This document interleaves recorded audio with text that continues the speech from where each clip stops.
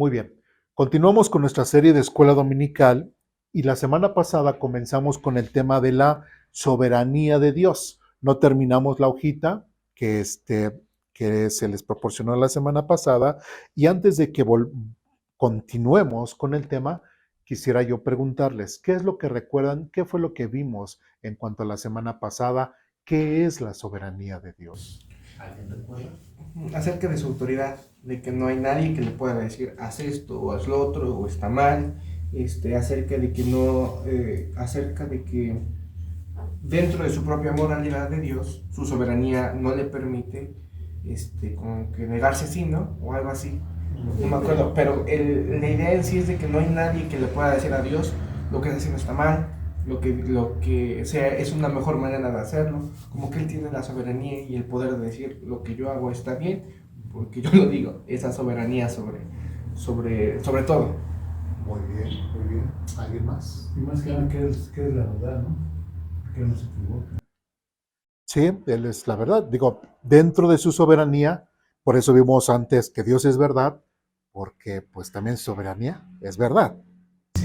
No se puede negar a sí mismo, ¿no? Es una de las cosas que ponías el ejemplo de los dos reyes, el rey David y el rey Nabucodonosor, que siendo, bueno, decías que siendo ellos soberanos, a veces se sentían ellos dioses, tuvieron esa visión de reconocieron que Dios era el Altísimo y Él estaba sobre toda autoridad. Entonces ponías ese ejemplo, ¿no? Sí. Y que Dios no se equivoca, también es una de las cosas que él, a veces ponías el ejemplo que decimos es que Dios es malo porque permite que haya hambruna, pero todo tiene un contexto, hablabas de los contextos, ¿no? Y entonces el ver eso también nos ponías el ejemplo de que fue el de Pablo, ¿no? Cuando hablaste de que hay momentos en que se le hablaba al pueblo de Israel, pero aquí en este texto nombrabas que nosotros los gentiles éramos los que teníamos que estar alertas a ese mensaje que se dio. Entonces, bueno, se nombró todo eso, que Dios no se equivoca, que Dios no se puede negar a sí mismo, de la soberanía y que su autoridad está sobre todo, sobre todas las cosas. Y que si las cosas pasan, tienen un porqué, un contexto, que tenemos que irnos y no nomás decir, es que Dios quiso que yo, ponías el ejemplo del que pasa y no tiene que comer y ve el dinero y dice, pues me lo agarro. No, Dios no quiere que seamos así. No es de que, pues Dios me lo puso, lo tomo y me lo llevo. No. O sea, todo tiene que tener, por eso hay que leer, hay que estar atentos a la palabra de Dios. Muy bien, muy bien. Además, ¿no? Sí.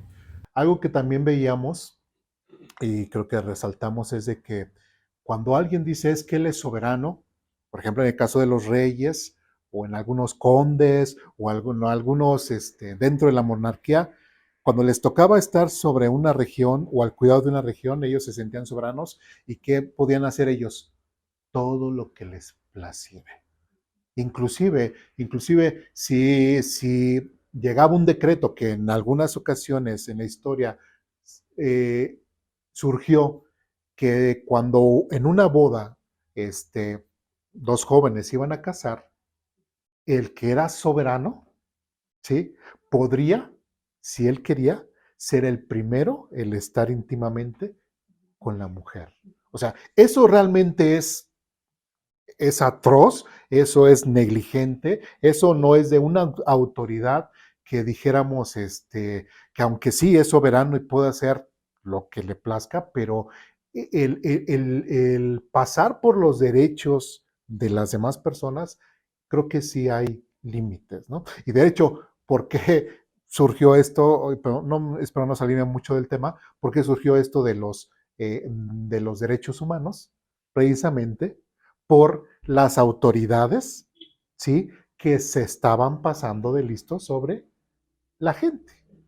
¿Sí me explico? Entonces, así a grandes rasgos. Entonces, es importante notar eso. También otra cosa que mencionamos es de que a pesar de que Dios es soberano, así como lo dijimos del rey, en sí no puede hacer muchas cosas.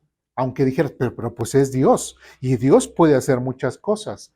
Y veíamos un ejemplo que nos da en la epístola de Jacobo o Santiago, que dice que Dios no miente. ¿Sí recuerdan? Entonces, A ver, no que Dios puede hacer lo que Él quiera, sí, pero como Dios no puede mentir, ¿por qué no puede mentir? Porque no se puede negar a sí mismo. Recordemos que Él es verdad y como tal no puede andar en la mentira. Por eso Dios no puede decir mentiras. ¿Sí me explico? Porque si no, como dijimos hace un momento, se negaría a sí mismo. Por eso es importante que nosotros entendamos, conozcamos lo que son los atributos morales de Dios para conocer a este Dios de la Biblia, para conocer al Dios que está sobre nosotros, para conocer al Dios el cual nos ha adoptado como hijos, ¿sí? Para conocer este Dios que nos ha dicho que nos ama. Si no lo conocemos, prácticamente no sabríamos ni cómo tratar con Él, no sabríamos, ahora sí que como en algunas parejas se dice, pues no sé ni cuando está de buenas ni cuando está de malas, ¿no? O sea, no lo sé conocer. Y en el caso de Dios, Él nos permite conocerlo. Dentro de lo que nos ha revelado es lo suficiente para conocerlo, pero si eso, dijéramos eso poco que Dios nos ha revelado en cuanto a Él, no nos interesa o no le conocemos, pues mucho menos acercándonos, ¿sí? Bueno, pues vamos a continuar. Muy bien el repaso. Vamos a nuestra hojita que les dimos la semana pasada y nos quedamos, el último pasaje que leímos fue 1 Corintios 10. Enseguida hay un siguiente párrafo. Dice lo siguiente. ¿Ya estamos ahí? Dios no puede negarse a sí mismo ni contradecirse. Dios permanece fiel a las promesas de sus pactos. Vamos a Malaquías capítulo 3, versículo 6.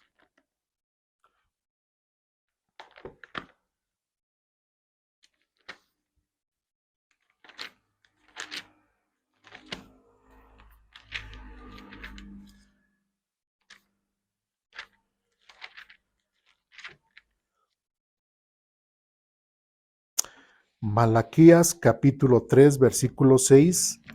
Ya estamos ahí. Dice lo siguiente. Yo soy el Señor y no cambio.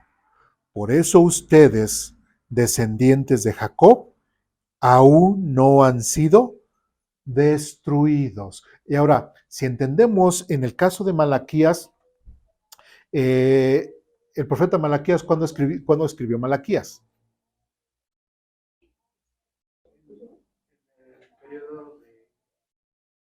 Fue el último libro, es nuestro último libro del Antiguo Testamento. Entonces, prácticamente fue 400 años 400 años más antes de Jesucristo. Entonces, Malaquías siendo el último de los profetas, hay muchos temas que habla aquí Malaquías y una de las cosas es acerca de la restauración del pueblo de Israel en un futuro, acerca de la restauración del sacerdocio, ¿no? Y de hecho, Malaquías es bien famoso porque cuando se dice Malaquías, ¿qué dicen? Ay, vamos a hablar de diezmos, ¿no? Sí, entonces, pero Malaquías habla de muchos otros temas, ¿sí me explico? No nada más habla de diezmos. Entonces, cuando se habla acerca de este tema en el cual Malaquías está diciendo, yo soy el Señor y no cambio, por eso ustedes, descendientes de Jacob, aún no han sido destruidos, ¿qué es lo que está diciendo? Ya estábamos llegando a Malaquías. Adelante, adelante. Ya habíamos llegado a Malaquías. Y para ese entonces el pueblo de Israel, ¿cuántas cosas habían vivido? ¿Sí? ¿Cuántas cosas el pueblo de Israel le habían fallado a Dios? ¿Cuántas veces el pueblo de Israel se había olvidado de Dios? ¿Cuántas veces el pueblo de Israel realmente estaba alejado de Dios? Y es por eso que, como vemos aquí en la hojita, que dice, versículo 6 del capítulo 3, yo soy el Señor y no cambio. Por eso ustedes, descendientes de Jacob, aún no han sido destruidos. ¿Por qué está diciendo esto el Señor? Porque Dios le prometió a Abraham tierra. Hizo pactos con Abraham, hizo pactos con David, ¿sí? Hizo pactos con Isaac, etcétera, etcétera. Entonces, todos esos pactos que Dios hizo con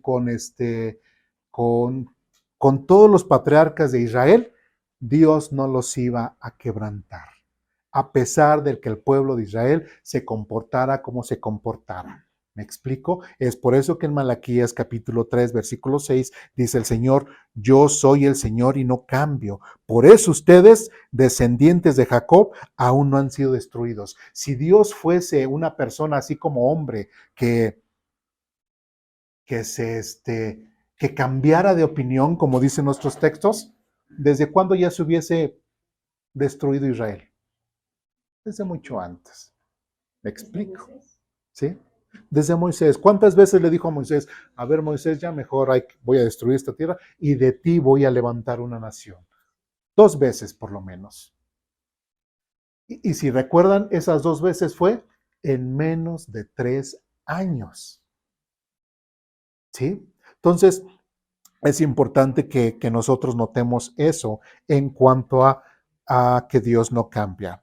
Ahí en nuestro párrafo, después de Malaquías capítulo 3, versículo 6, dice, una promesa es tan verdadera como la persona que la hace. Al igual que Dios, su palabra es inmutable. Y vamos al primer libro de Samuel, capítulo 15.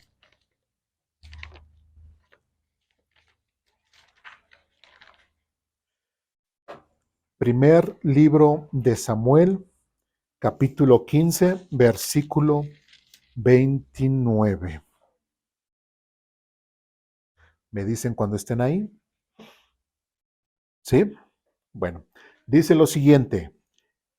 Y aquel que es la gloria de Israel no mentirá ni cambiará de parecer, porque no es humano para que cambie de parecer. ¿Sí?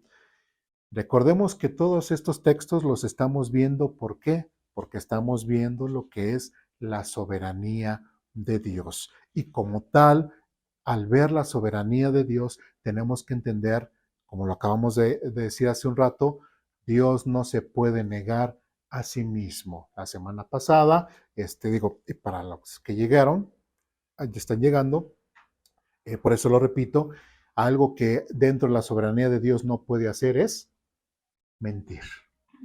¿Sí? ¿Dios puede hacer todo lo que quiera? Sí, pero no se puede negar a sí mismo. No puede cambiar de opinión así nada más porque sí. Dios siendo santo, Dios siendo verdad, no puede decir, pues ahora voy a mentir. No, porque no puede negarse a sí mismo. ¿Sí me explico? Es soberano, pero ¿puede Dios hacer todo lo que Él quiera, todo lo que se le antoja? No. Y es interesante que si el mismo Dios se ha impuesto reglas a sí mismo, ¿cómo es que nosotros como seres humanos nos gusta andar y vivir sin reglas? Es algo contradictorio, ¿sí? Entonces, esto es lo que estamos viendo, solamente como un rapidísimo repaso. Versículo 29 nuevamente dice, y aquel que es la gloria de Israel no mentirá ni cambiará de parecer, porque no es humano para que cambie de parecer. El ser humano, las personas son muy volubles, cambian de parecer, cambian su forma de pensar, cambian su forma de sentir. Si un día se sienten así, de esa forma actúan. Si un día se sienten de otra forma, de esa forma actúan. Pero con Dios no es así. A pesar de que Dios sea soberano, Dios siempre se sigue conservando su misma forma de ser. ¿Sí me explico? ¿Sí? Dios no cambia, no es bipolar, por decirlo de una forma. Su misma forma de ser es siempre, no cambia. Muy bien. Siguiente, ahí en nuestro párrafo dice, Dios no revoca lo que ha dado ni desecha a quien ha escogido. En Romanos capítulo 11, versículo 29, vamos a este texto.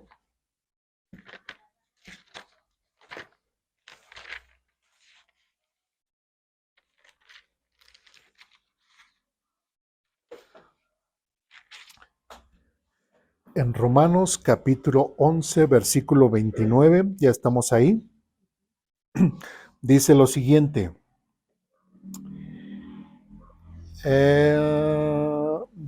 voy a leer desde el versículo 27 para que le podamos entender un poco el contexto y dice, y mi pacto con ellos es que quitaré sus pecados. 28, muchos del pueblo de Israel ahora son enemigos de la buena noticia y eso los beneficia a ustedes, los gentiles. Ahora quiero resaltar aquí, ya en clases anteriores hemos visto cómo la iglesia tiene que hacer una gran diferencia de lo que es Israel y lo que es la iglesia. ¿La iglesia sustituye a Israel? No.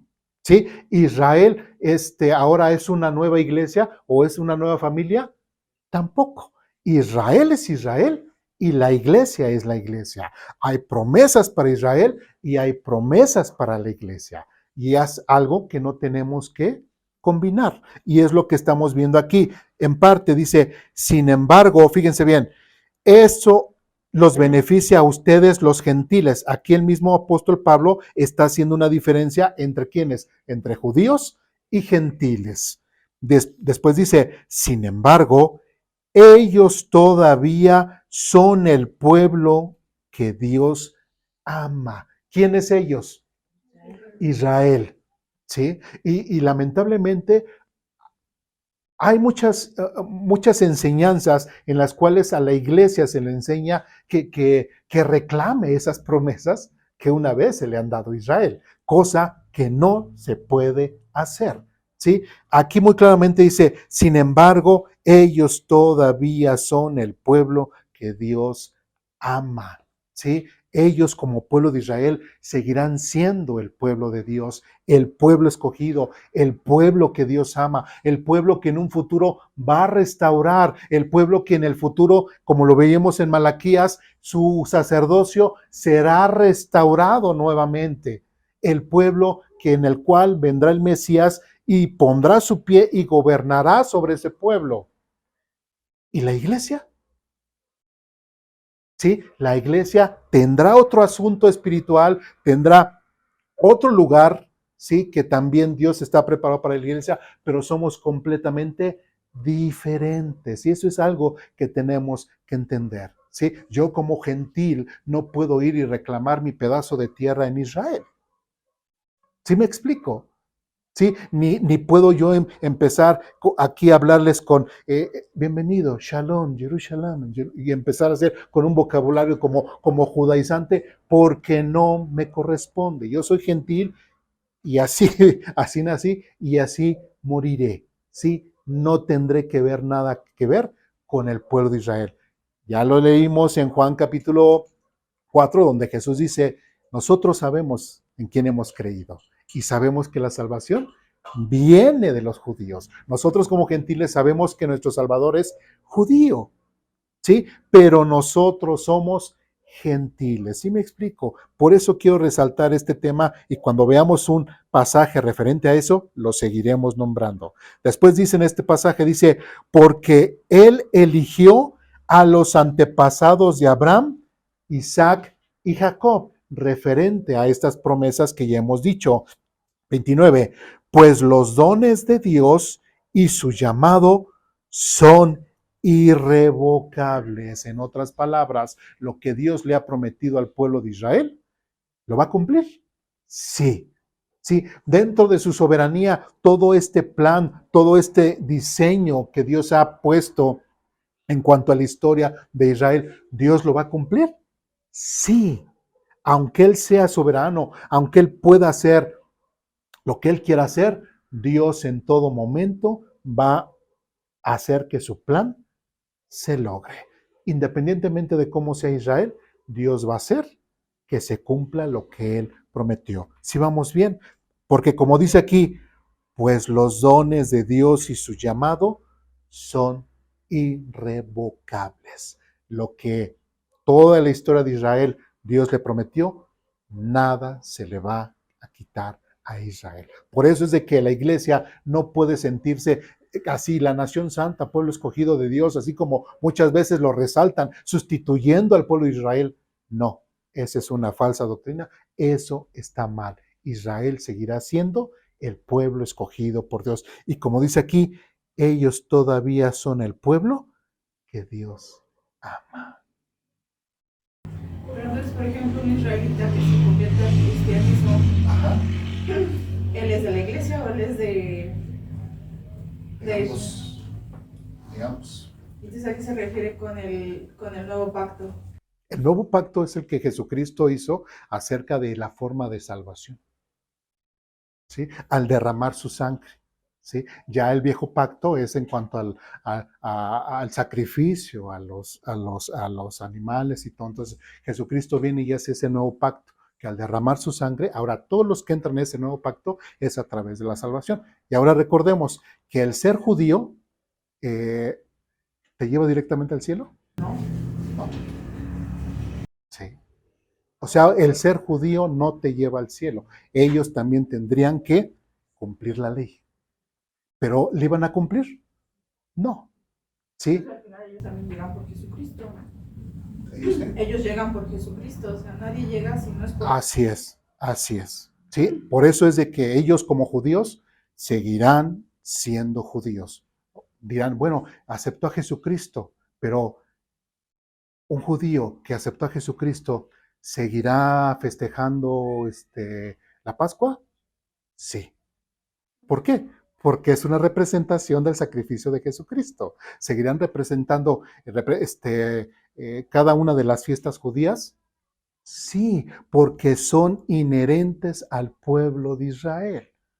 ¿Sí? Y cada una de estas fiestas tiene una representación significativa o dirigida a lo que Dios ha hecho en su vida como pueblo de Israel y hacia Jesucristo. Es por eso que los judíos que pasan o que creen en Jesucristo no pueden dejar de ser judíos. ¿Sí? Ahora, si este judío cristiano tiene un hijo varón, al octavo día lo va a circuncidar. Contéstenme ustedes. Como judío lo debe de circuncidar, ¿no?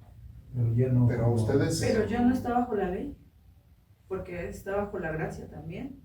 Pero es judío. Y la circuncisión es señal de que son judíos en los varones, ¿cierto o no? ¿Era para salvación la circuncisión? No, es una señal física para el pueblo de Israel. Entonces, un judío que tiene un hijo varón al octavo día y que es cristiano, al octavo día lo tiene que circuncidar, sí, porque es judío. ¿Sí me explico? Ellos van a seguir haciendo sus festividades o sus ordenanzas.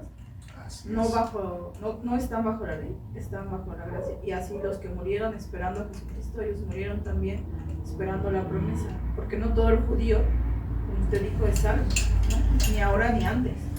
No, antes, lógicamente, Dios sabía quiénes sí buscaban la forma de poder cumplir la ley. O sea, la esperanza de poder cumplir la ley y de tratar, eso es lo que les va a valer para salvación. Porque ellos estaban esperando la promesa cumplida. Ellos murieron esperando a Jesucristo. Hubo quien no, Ajá. quien no creyó, aunque fuera judío y religiosamente siguiera la ley, Ajá. él no está en el cielo, ¿no? Pero el que estaba esperando la promesa y el que vivía conforme a lo que Dios pedía, Ajá. cumpliendo no a su totalidad porque eran humanos, Sí, ellos nadie. son los que están en Así es. la presencia de Dios, ¿no? Así es, ¿sí? Ya ahora sí que Dios va a tener un justo juicio delante de ellos y les dirá si sí pasaste o no pasaste. Pero el hecho de ser judío no te garantiza la salvación. Entonces se podría decir que antes de Cristo sí se justificaban a través de la ley y a través de sus obras, Ajá. así los judíos. Pero después de Cristo ya no importan sus obras, sino simplemente el haber aceptado a Cristo. Solamente Jesús es el nuevo pacto. Ahora es el nuevo camino. O sea, el único camino, pues, y el nuevo pacto, así como dicen, ¿no? Pero anterior a eso sí se justificaban hasta cierto punto por las obras, ¿no? Así como Job, Por el que era justo. cumplimiento de la ley. Ajá. Sí, y en Romanos capítulo 2 nos explica cómo aquellos judíos que teniendo la ley, según siendo realmente, pues no la seguían, y como aquellos que no tienen la ley en su propia naturaleza, en su propia conciencia, viven la ley. ¿Sí me explico? Entonces, dice Pablo, entonces, ¿a quién va a justificar más a Dios? ¿Dios a quién va a justificar más? Pues a quien realmente en su corazón, en su conciencia, aplique la ley, no el hecho de ser judío nada más. Además, recordemos que hay pactos perpetuos. Uno de ellos es el celebrar la Pascua, el de las enramadas. Entonces, esos son, aunque es judíos que las tienen que dejar, aunque acepten a Jesucristo, ellos tienen que seguir con esos pactos porque son perpetuos y Dios les dijo para que no se olvidaran precisamente de dónde los había sacado Dios. Así es, exactamente. Además, también el pecado no es, la paga del pecado no es la muerte. Desde Génesis, Adán y Eva, Dios sacrificó a un corderito por sus pecados. Así que también se puede decir que para pues, pagar por sus pecados tenían que hacer sacrificios, ¿no? De esos corderos. Así es. Que era la representación de Cristo. Al final, Cristo es la salvación en el Antiguo y en el Nuevo Testamento. Así es. Sí, no me quiero adelantar, pero vamos a seguir viendo unos textos referentes a eso, pero sí quedó claro eso. Nosotros somos gentiles, nada que ver con Israel. Israel, nada que ver con el gentil, pero sí con la iglesia, porque recordemos que Pablo sí menciona que estaba en lo secreto, que tanto judíos como gentiles iban a formar un solo cuerpo, llamado la iglesia. ¿Sí? Pero ellos seguirán siendo judíos y nosotros, pues, gentiles. ¿Sí? Por eso no estamos obligados nosotros ni a cumplir la ley, ni a judaizarnos. ¿Sí? ¿Sí quedó claro? Ahora, las recompensas, bueno, creo que hemos visto una vez lo de las recompensas para los judíos que murieron esperando, o sea, antes de Cristo, ¿no? Que iban a resucitar, así como iban a heredar la tierra. Ajá. Pero ahora los judíos mesiánicos, ¿qué recompensa tendrán? ¿La tierra? Como la iglesia. Como la iglesia. Como la iglesia. Uh-huh. Sí, así es. ¿Algo más? ¿No? Bien. Bueno, acabamos, dice, pues los dones de Dios y sus llamados son irrevocables. Y después versículo 30 dice, y ustedes los gentiles, ahí el mismo Pablo está haciendo otra diferencia entre el pueblo de Israel y los gentiles. Dice, y ustedes los gentiles antes eran rebeldes contra Dios, pero cuando el pueblo de Israel se rebeló contra él, Dios tuvo misericordia de ustedes y no de ellos. Ahora ellos son los rebeldes y ustedes, Dios les mostró, etcétera, etcétera, etcétera, etcétera. ¿Sí? Pero de ninguna forma podemos desechar el que Israel aún sea la nación santa, el pueblo que Dios ama. ¿Sí vamos bien? Bien. Continuamos y bueno, ahora, dentro de este punto, se me había preguntado, porque dicen, bueno, si Dios no cambia de parecer, ¿sí? ¿Qué pasó en el caso de Jonás y Nínive? Si vemos que Dios no cambia de parecer, si vemos que Dios, lo que Él determinó, así es, entonces, ¿cómo es de que Dios le anuncia a Jonás que vaya a Nínive y que les anuncie que va a ser destruida? Y aunque se haya arrepentido Nínive, pero Dios cambió. Entonces, ahí vemos que Dios se contradice. ¿Qué pasa ahí? Y ahorita vamos a ir a Jonás. Dios mandó a Jonás precisamente porque sabía que yéndoles a hablar, ellos se iban a arrepentir y Él los iba a perdonar. Por eso hasta Jonás no quería ir, porque él sabía que ellos se iban a arrepentir y que Dios los iba a perdonar. Exactamente. O sea, no estamos viendo ahí que Dios está cambiando de postura. De hecho, si vamos al libro de Jonás.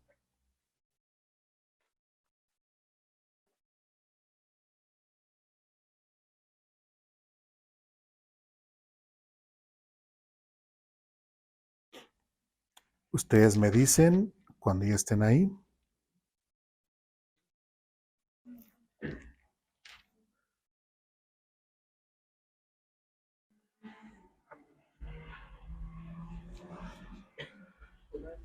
Jonás, capítulo 1. ¿Sí? Bueno, fíjense cómo lo narra Jonás. Jonás, capítulo 1, versículos, 1, 2 y 3. Dice lo siguiente. ¿Ya estamos ahí? Dice, el Señor le dijo el siguiente mensaje a Jonás.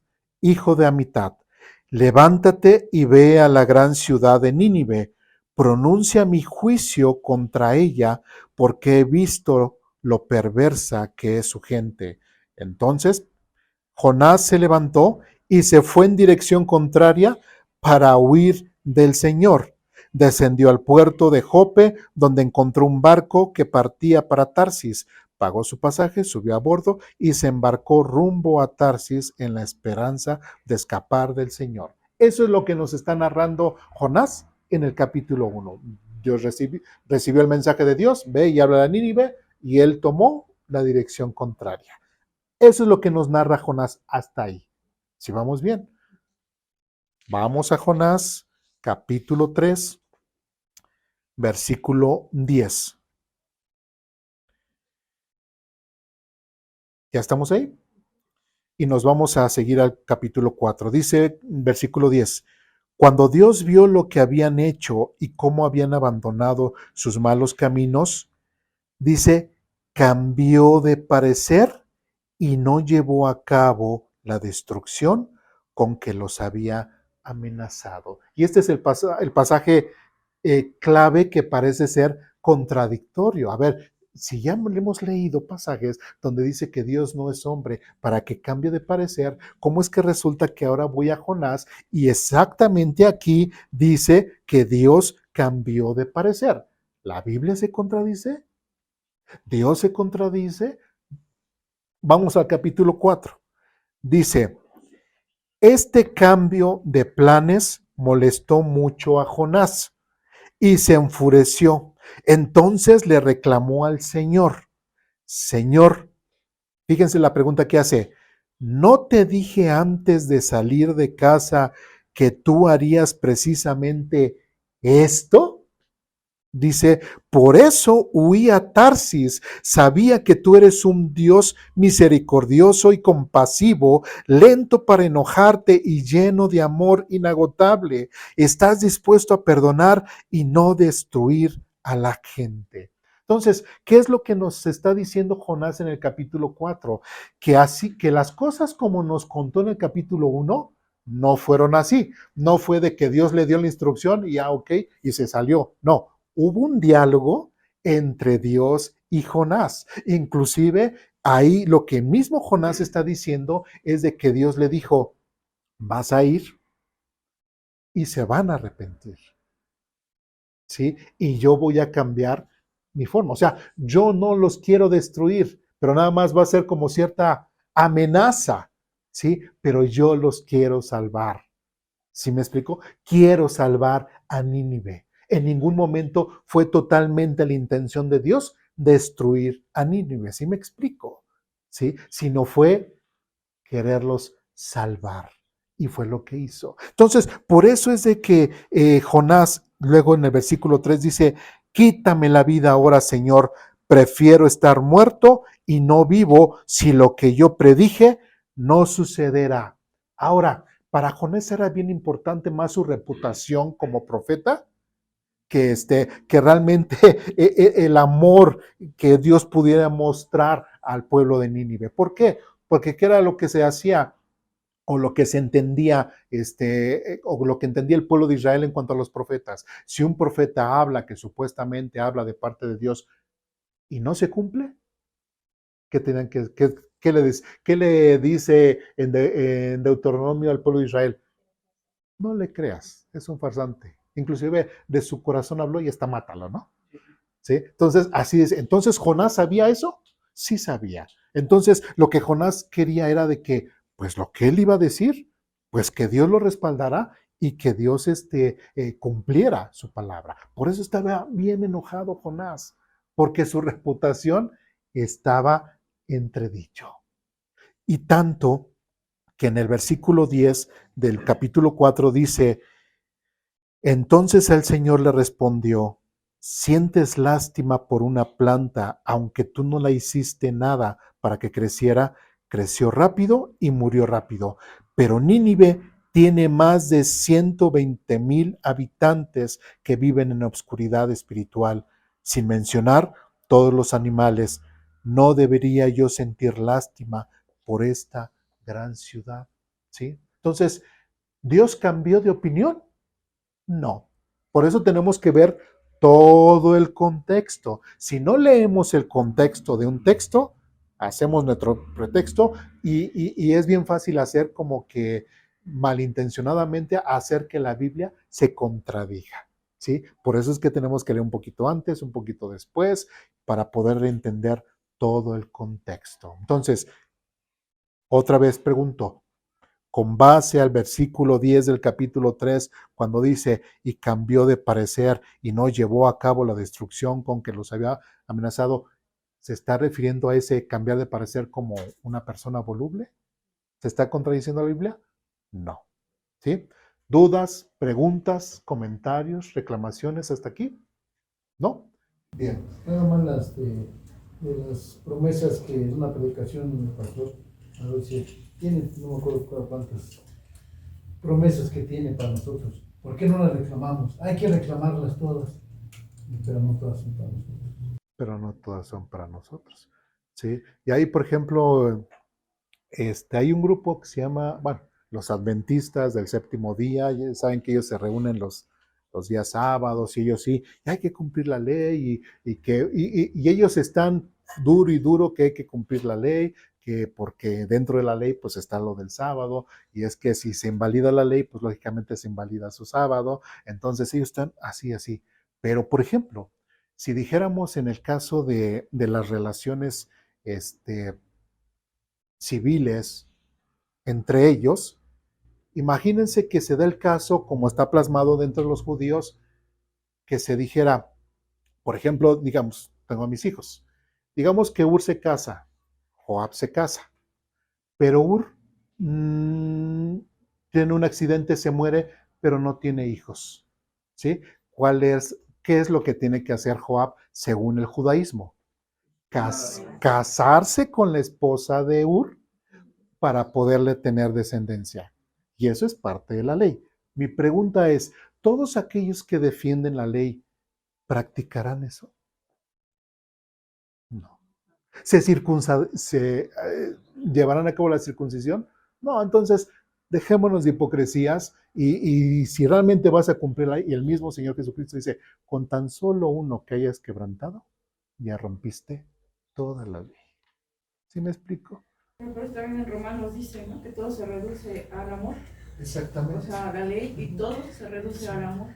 O sea, y aquí lo hemos dicho, nosotros no estamos obligados a cumplir la ley, pero sí estamos obligados a cumplir el único mandamiento que el Señor nos dio, que es el tema del amor. Y cuando tú amas, no lo robas, no lo matas, no deseas sus cosas, o sea, cumples eso, inclusive hasta un poquito más, ¿sí? Pero hasta podría ser un poquito más fácil porque en teoría espiritual, nosotros tenemos al Espíritu Santo y Él es el que cambia y nos transforma en nuevas criaturas y sí deberíamos de poder cumplir la ley de la misma forma que el Señor Jesucristo. ¿Sí? ¿Por qué no lo hacemos? ¿Por qué no podemos? No, porque no queremos, tristemente. ¿Sí me explico? ¿Sí? ¿Dudas, preguntas, comentarios, reclamaciones? ¿No? Bien. Sigamos adelante. Último párrafo de la hojita dice lo siguiente. Dios no puede perdonar el pecado mientras no haya sido pagado. Debido a que Dios es justo, no puede simplemente hacer borrón y cuenta nueva. En Romanos capítulo 6, versículo 23, vamos a ese texto. Yo creo que ya muchos se lo saben, pero quienes no lo sabemos, vamos a leerlo. Romanos capítulo 6, versículo 23. ¿Estamos ahí? Dice lo siguiente: pues la paga que deja el pecado es la muerte, pero el regalo que Dios da es la vida eterna por medio de Cristo Jesús, nuestro Señor. Y eso es algo que dentro de la soberanía de Dios jamás va a cambiar. ¿Sí me explico? Jamás va a permitir que una persona, como mencionábamos hace rato, vuelva o que cambie la forma de ser salvo. ¿Sí me explico? Si alguien comete pecado, ¿cuál es la paga de pecado? La muerte, la condenación eterna. ¿Alguien puede cambiar esa situación? ¿Alguien puede disuadir a Dios de que cambie su forma de pensar en cuanto a ello? No. ¿Sí? Es santo y Dios no tolera el pecado. ¿Y qué es lo que hemos dicho? Siempre Dios va a defender su santidad y cuando defiende su santidad es cuando aplica la justicia. ¿Sí? Entonces, ninguna persona puede pagar su pecado a menos que sea a través de Jesucristo, como dice aquí, pero el regalo que Dios da es la vida eterna por medio de Cristo Jesús, nuestro Señor. Hace rato preguntábamos, bueno, entonces, tanto los judíos de qué forma van a poder salvos, aunque sigan siendo judíos y ahora como misioneros, como mesiánicos, solamente Jesucristo, tanto a judíos como gentiles, como chinos, como indoneses, como el único camino para llegar a Dios es Jesucristo. ¿Eso va a cambiar? Jamás. ¿Sí? Y eso es parte de la soberanía de Dios. Algo que hay que entender. Y la semana pasada creo que di algunos ejemplos. Dentro de nuestras normas civiles, recordemos que siempre están los funcionarios encargados de hacer cumplir la ley. ¿Sí? Estos son pues, los policías, las Fuerzas Armadas, los que restablecen el orden público. ¿Sí? Pero en el orden espiritual, ¿quién?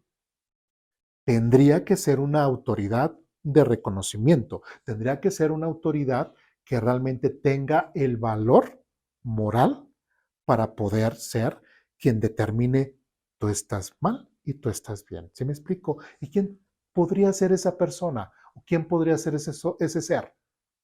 Pues solamente recae en Dios. ¿Me explico? Por eso es de que muchos tristemente malinterpretan. Es que, ay, si no le crees a Dios, ¿por qué te va a ir a mandar al infierno? Ay, ¿por qué si no crees en Jesucristo, por qué Dios dice que te va a mandar al infierno? Porque Él es la autoridad, es soberano y no hay ninguna autoridad sobre Él. Y Él es santo, ¿sí? Él es justo, ¿sí? Y no hay mayor autoridad que Él y Él en su moral ha determinado que lo que es bueno y lo que es malo. Por ejemplo, otra vez volviendo a nuestras leyes, ¿sí? Todo lo que está tipificado como delito, eso es delito, ¿sí? Inclusive en muchos jueces o en muchos abogados o muchos fiscales, a veces ha habido esas lagunas jurídicas en las cuales hay algo que una persona hace, pero como no está tipificado como delito, que dicen, pues sale libre. ¿Me explico? Pero es que hizo tal. Pero en nuestras leyes y reglamentos, como no está así detallado que lo que él hizo haya sido un delito, pues sale libre.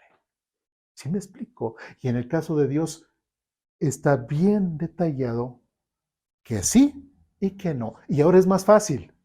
¿Por qué? ¿Aceptas a Cristo o rechazas a Cristo? Y ya.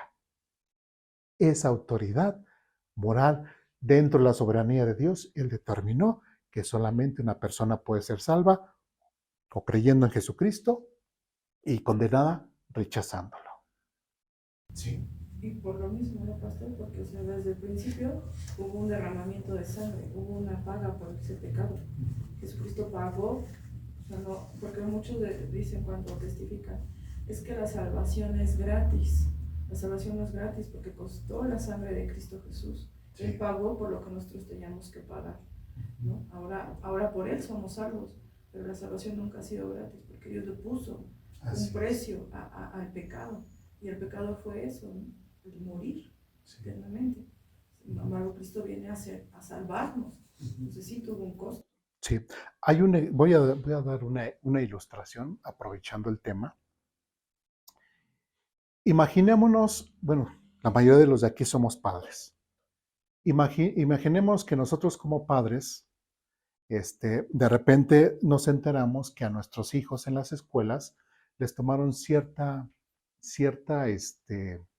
cierta toma de sangre, pues para tener ahí un registro biométrico, ¿no? De los infantes, etcétera, ¿no? Y ahí se queda. De repente llega algo como si fuese el 2020, una pandemia, ¿sí?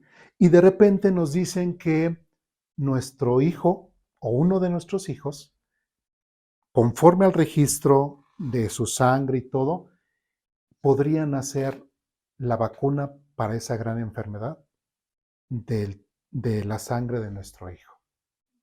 Uno diría, pues, qué padre, ¿no? Pero llegan los científicos y te dicen, ¿pero qué creen? Pues ese tubito no es suficiente. Necesitamos más sangre para poder hacer la vacuna, pero la necesitamos toda. ¿Eso qué implicaría? Que nuestro hijo, ¿qué? Va a morir. ¿Sí? Y esa como padres tal vez dirían, no, que el mundo se arda, ¿no? Y yo me llevo a mi hijo. Pero Dios no hizo eso. Dios dijo, doy a mi hijo. ¿Le dolió? Sí. ¿Y fue en beneficio de quién? ¿De propio? ¿De Dios? No, en beneficio de los demás. ¿Sí? Ahora, imagínense que, ok, ya nuestro hijo lo entregamos, nuestro hijo accedió, ¿sí? Libremente. Nuestro hijo murió, ¿sí? Y que cuando se hizo la vacuna, se pudo hacer la vacuna y que la gente estaba siendo sanada por esa vacuna y que nosotros vayamos por la calle, por decirlo así, y que como fue una gran campaña para salvar a todo el mundo, ¿sí?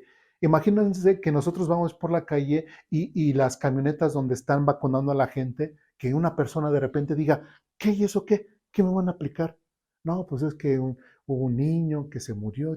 ¿A qué me vas a inyectar esta porquería? No, y se va. ¿Qué sentirían como padres? Porque esa persona no valoró el sacrificio que su hijo hizo, o que tú como padre hiciste al despojarte de tu hijo. ¿Sí? Es por eso que en Juan también dice, porque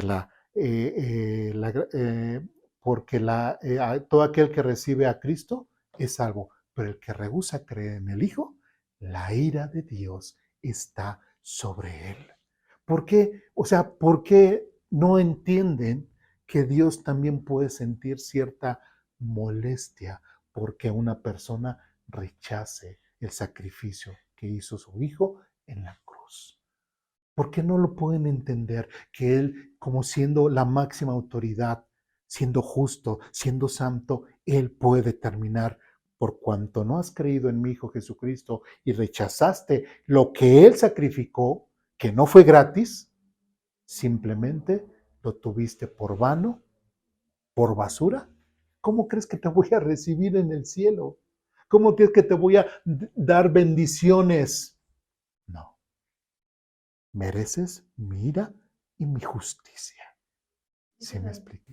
Esa es la importancia de conocer a Dios, ¿no? Y todas sus características y todas sus formas, porque mucha gente dice, Dios es bueno, Dios es amor, y al final me va a perdonar. Yo voy a hacer como quiero y al final me voy a morir y Él me va a perdonar porque Él es bueno. Pero se les olvida que Él es justo, que Él no puede tener comunión con el pecado, que Él es santo. Sí. Sí, por eso es de que a forma de comercial, en aposento alto, estamos viendo los atributos morales de Dios para que nosotros podamos seguir conociendo al Dios el cual nos ha adoptado como hijos. ¿Sí? ¿Dudas, preguntas, comentarios, reclamaciones? Una pastor, por ejemplo, usted dice, es la iglesia y es los judíos. Ahorita, por ejemplo, cuando se desató la guerra, ¿no? Nosotros decíamos, bueno, es que es el pueblo de Dios al final, ¿no? O sea, Israel es el pueblo de Dios y es el reloj. Algunos le dicen que es nuestro reloj casi apocalíptico, ¿no? Reloj así histórico. Es que, bueno, así nosotros lo teníamos entendido, por lo menos yo, ¿no? Que Israel es el reloj de la venida del Señor, porque muchas promesas todavía se van a cumplir en ese pueblo, ¿no? Pero, por ejemplo, nos encontramos con que dicen otros, no es cierto, o sea, Israel ya no es el pueblo de Dios.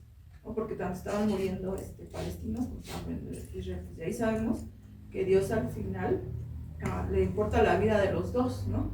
Y tendríamos que orar por los dos pueblos, pero al final Israel sigue siendo su pueblo. O eso es lo que nosotros teníamos entendido, pero muchos decían, no, eso ya es sionismo, eso es ya que tú le das ese valor, pero ellos ya no representan nada. Entonces ahorita con lo que usted me está diciendo, pues vuelve a mí eso de que sí, o sea, realmente ellos son el pueblo de Dios y van a hacerlo hasta el último día, y cuando haga el Armagedón y todo, ellos van a tener un papel muy importante como el pueblo judío, no como la iglesia. Exactamente. Sí. Tristemente, así como usted lo dice, muchas veces se ha enseñado, pero porque se hace esa entremezcla entre judíos y cristianos. Ahora, tenemos que entender, por ejemplo, en esas situaciones, qué es lo que dice en Mateo capítulo 24, Jesucristo. Y por ahí tenemos un video, también haciendo comercial, referente a las últimas, en cuanto a las últimas cosas. Hablamos de Ezequiel, hablamos de Mateo, hablamos de Daniel, bueno, ahí están los videos. Pero, ¿qué es lo que dice Jesús? Cuando oigan que se escucha rumores de guerras y esto y todo, ¿qué es lo que dice? Aún no es el fin, ¿sí? La primera gran señal que como iglesia nosotros esperamos en cuanto a la venida del Señor, es más, ni nos va ahora sí que interesar prácticamente lo otro. ¿Cuál va a ser la primera señal? El rapto, el arrebatamiento. ¿Sí? Ya una vez pasando eso, pues ya estaremos allá con el Señor. ¿O estaremos preocupados por lo que va a pasar allá abajo? No.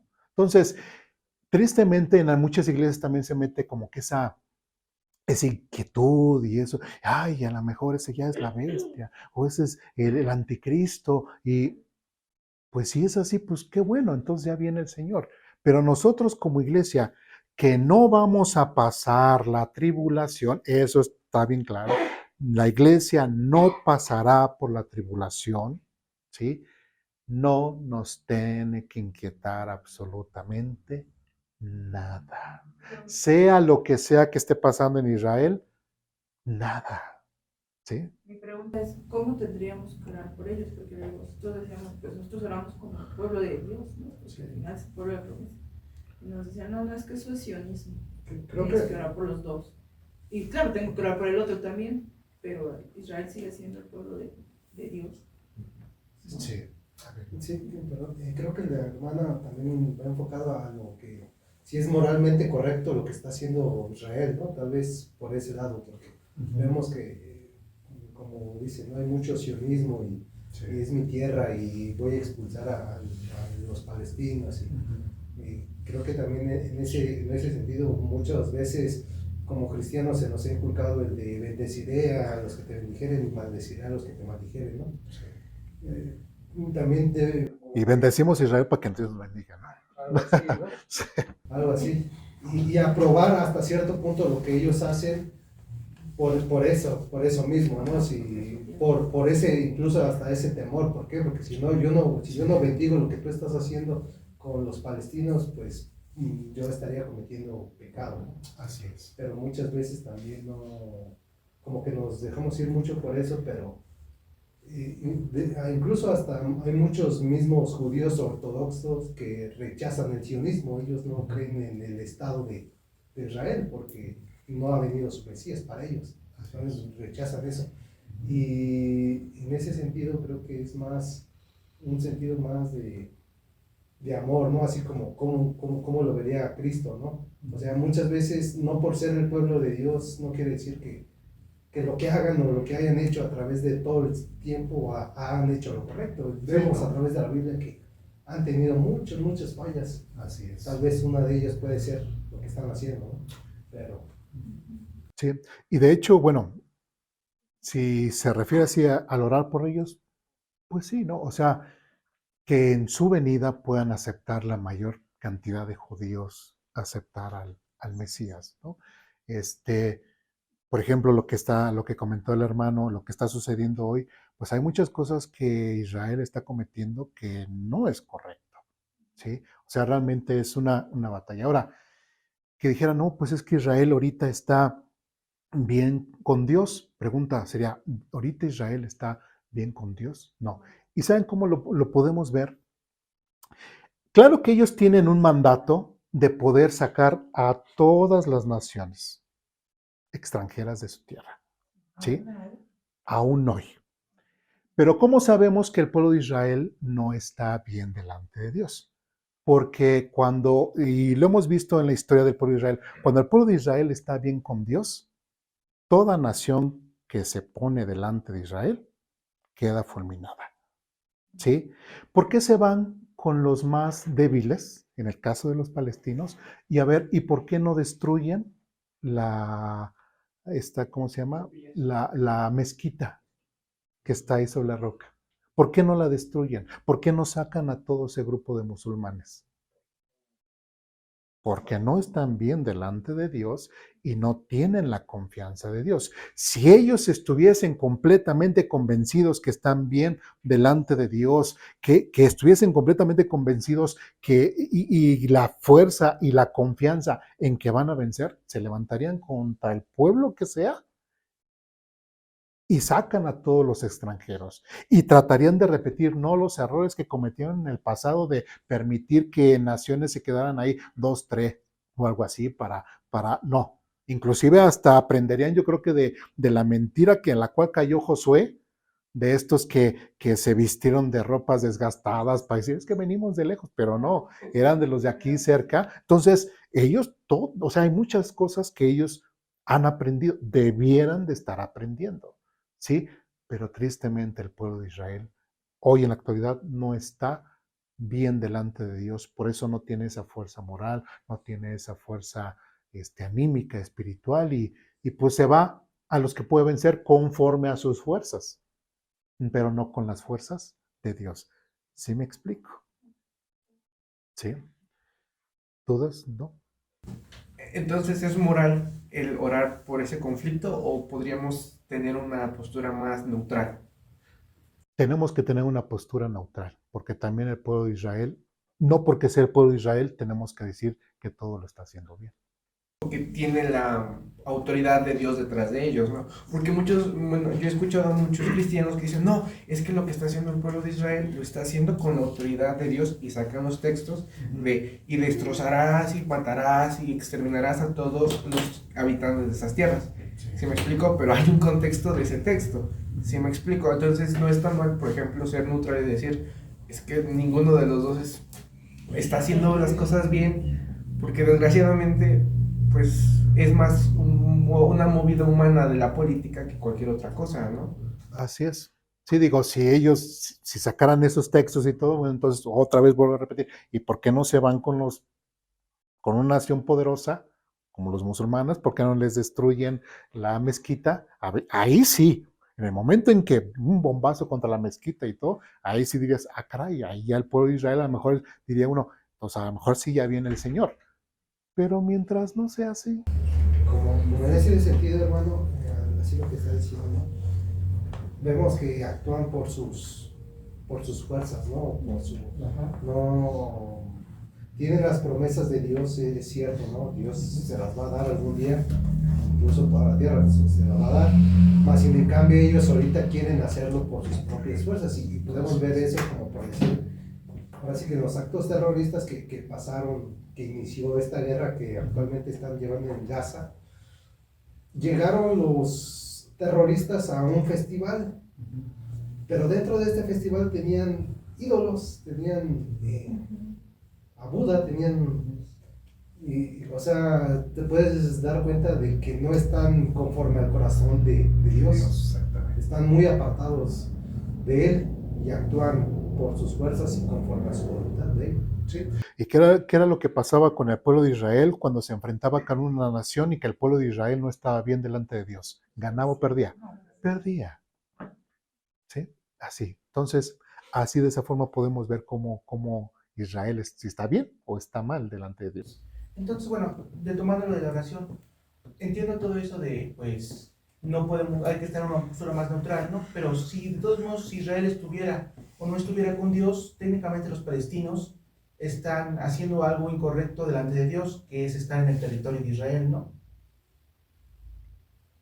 Pues es que ellos llegaron en un momento de la historia de esa tierra donde estaba completamente desértica. Y no fueron los únicos pueblos que llegaron. En la historia llegaron varios y se iban, varios y se iban. Y esto por las diferentes conquistas que hubo en ese momento. Por ejemplo, el Imperio Otomano, cuando llegó ahí, inclusive hasta las mismas, ahí está la gran puerta, que es en la gran puerta dorada, donde supuestamente por esa puerta iba a entrar el Mesías. ¿Sí? Pero ¿qué fue lo que hizo el Imperio Otomano? Lo bardeó, le puso muros para que no entrara el Mesías. Y aún así, afuera sobre ese muro, ¿qué se les ocurrió hacer?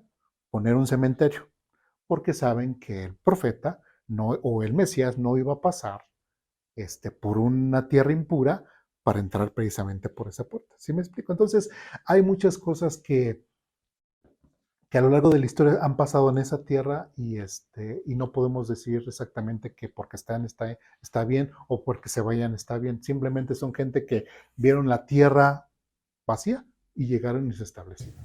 Exactamente, los delitos estaban establecidos, Israel llega y los pone.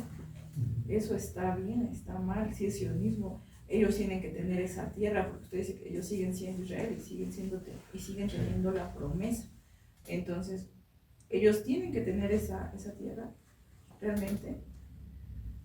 El pueblo de Israel, sí, pero a ver, quiero terminar con Joab.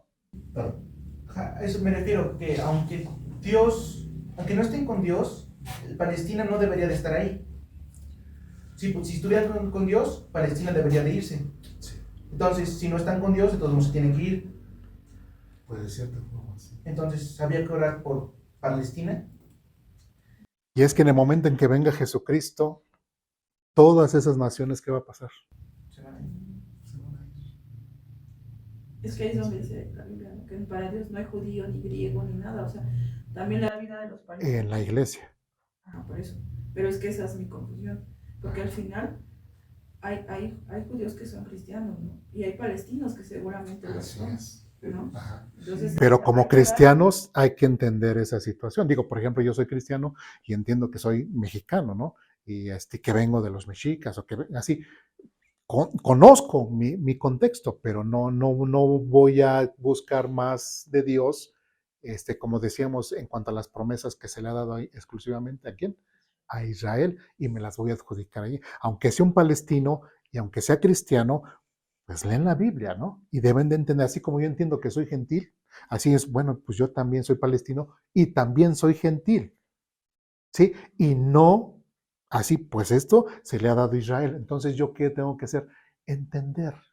ya lo entendí entonces, porque usted está diciendo que los judíos cristianos se van a ir con nosotros en el rapto. Sin embargo, va a quedar el pueblo que no quiso aceptar, con el cual se van a cumplir las promesas y van a ver que exactamente. Sí, porque recordemos que ¿cuántas resurrecciones hay? 2. Bueno. ¿Sí? En la primera, ¿quién se va? La iglesia. Y en la segunda, el pueblo de Israel. Ahí tenemos un videíto.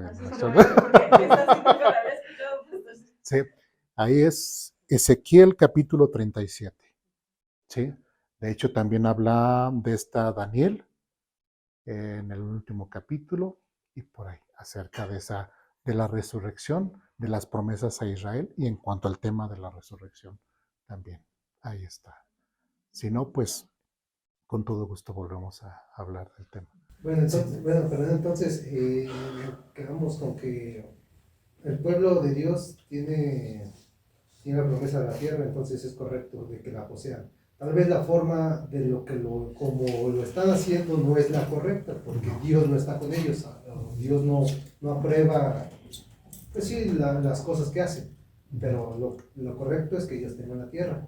Entonces, bueno, al menos a mí me queda eso como yo siendo cristiano, gentil, sé de las promesas, sé que Israel, sea lo que sea, va a seguir siendo el pueblo de Dios. Sí. Y más que como una posición neutral, no me puedo ir al lado contrario de Israel, maldito seas, ¿no? No, sería todo lo contrario, sino Dios va a tratar contigo, Dios tiene el tiempo para ti y Dios va a saber la forma también, porque muchas veces uno como humano no, uno quiere así, haz las cosas, pero no, Dios sabe la forma de cómo tratar a su pueblo. Solamente sería orar por ellos. Sí. Orando por ellos. Por ejemplo, algo bien importante que mencionaba hermano hace rato es de que, o sea, si el pueblo de Israel, como dicen, tenían en ese festival cierta idolatría, nosotros, ¿qué decimos? Eso está mal, ¿sí? Si el pueblo de Israel está pasando por sobre los derechos humanos de los palestinos, eso está bien, está mal. Eso también está mal. O sea, tenemos que aprender a ser rectos en nuestra forma de pensar y a lo que está bien, y lo que está mal, está mal. Lo que es pecado y lo que no es pecado, no es pecado. ¿Sí me explico? Entonces, así sea Israel o no Israel, seamos nosotros o no seamos nosotros. Lo que es bueno y lo que es malo es malo.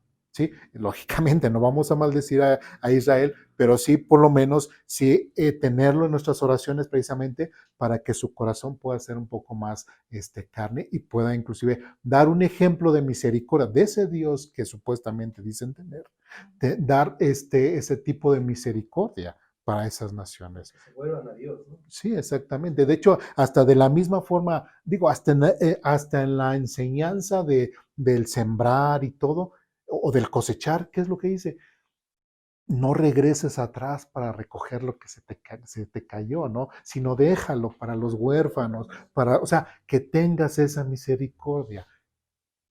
Abogaríamos, ¿no? En eso, que Israel pueda tener esa misericordia. Sabemos que es su tierra, sabemos que, pero hay gente extranjera en el pueblo, en la tierra de Israel, que ellos puedan mostrar esa misericordia. ¿Me explico?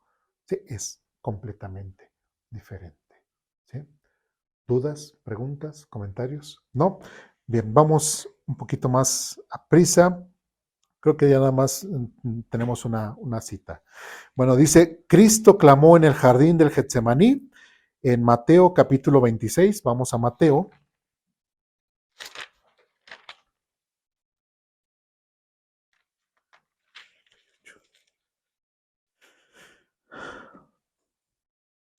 Mateo 26, 38 al 39. Dice lo siguiente. ¿Ya estamos ahí? Les dijo, mi alma está destrozada de tanta tristeza hasta el punto de la muerte. Quédense aquí y velen conmigo.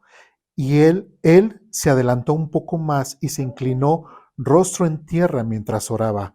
Padre mío, si es posible que pase de mí esta copa de sufrimiento, sin embargo, quiero que se haga tu voluntad y no la mía. En otras palabras, ¿por qué estamos viendo este texto? Porque estamos viendo acerca de la soberanía de Dios y que lo que Él ha determinado no se puede cambiar. Entonces, aunque el mismo Señor Jesucristo aquí, como dice, mi alma está destrozada de tanta tristeza hasta el punto de la muerte, aunque haya llegado en oración con Dios y le haya dicho, tengo miedo, no quiero vivirlo, Él en otras palabras también está diciendo, pero que se haga tu voluntad.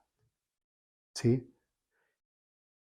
Y ese, por decirlo así, y perdón, yo sé que Dios me va a perdonar, como si fuese el lloriqueo de uno de nuestros hijos. Es que no quiero ir a la escuela, es que no quiero desayunar, es que no quiero, te lo tomas y vas a la escuela porque tienes que ir. ¿Sí? Está determinado y así se tiene que hacer. Y así con Jesucristo. Aunque Jesucristo llegó con temor, llegó con angustia de lo que él sabía, de lo que le iba a pasar, sin en cambio Dios no se conmovió de los lloriqueos, por decirlo de una forma, de su hijo. Y se hizo lo que se tenía que hacer. ¿Me explico? ¿Sí? Y eso también nos enseña como padres, también que las cosas que sabemos que están bien que nuestros hijos hagan, a pesar de que lleguen con lloriqueos y todo, se tienen que hacer. Porque hay muchos padres que, ya, para que deje de llorar y todo, ya, o le dan el celular, o le dan un juguete, o le compran el dulce nada más No, no hay que hacer, no hay que caer en esas situaciones. Dios no lo hizo y Dios es nuestro ejemplo y tampoco tenemos que caer en eso, ¿sí? Y lo que Dios ha determinado, eso se va a lograr. Y aquí en nuestro último párrafo dice, Cristo tuvo que soportar una terrible agonía física y espiritual, la justicia perfecta de Dios pronunciada sobre el pecado y sobre quien llevaría la carga de nuestros pecados. En otras palabras, Dios ya estaba preparando todos los pecados que iba a poner en el Señor Jesucristo y así se tenía que cumplir. Así como cuando Juan el Bautista le dijo a Jesús, es que más bien tú me tienes que bautizar, no yo a ti. ¿Qué le contestó Jesús? Así conviene que se haga. Así tiene que ser. Y así tenía que ser con Jesucristo. A pesar de que sentía dolor, sentía angustia, sentía miedo, así se tenía que hacer, porque convenía. Así. ¿Dudas, preguntas, comentarios, reclamaciones? ¿No? Bien, pues vamos a orar para terminar.